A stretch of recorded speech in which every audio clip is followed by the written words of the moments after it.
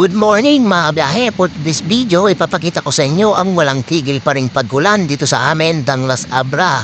Malakas ang pag-ulan tapos may kasama ng malakas na hangin. Kaya pinapayuhan ko po sa mga kababayan natin dyan, mag-ingat po tayo lalong-lalo na sa mga may malapit sa ilog at saka malapit po sa mga bundok. Ayan, sa landslide. Ayan po mga biyahe, ingat po tayo. Dahil patuloy ang malakas na pag-ulan at hangin, ayan ang resulta po dito sa may tapat ng bahay namin. Bumaki na ang tubig dito, bumaha na dito sa may kalsada namin, ayan po hanggang dun sa tulo ng kamyanan, ayan po. Yan po ang resulta ng ulan.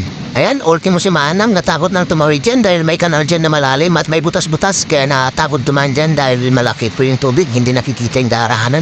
Ayan, dahil walang humpay ang pag-ulan, ayan, bumaha na talaga dito sa amin.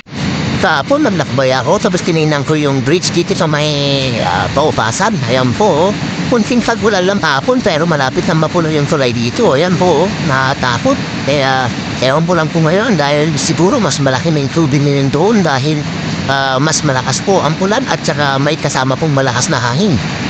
At dumiretso nga po dito sa may footbridge ng Sitio Damulog Danglas Abra.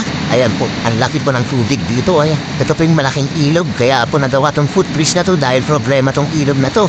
Kung tumatawid ang mga taga Sitio Damulog, ayan po, nahihirapan po silang tumawid. At napaka-risky po pag lumaki ang tubig dito kung wala tong footbridge na to.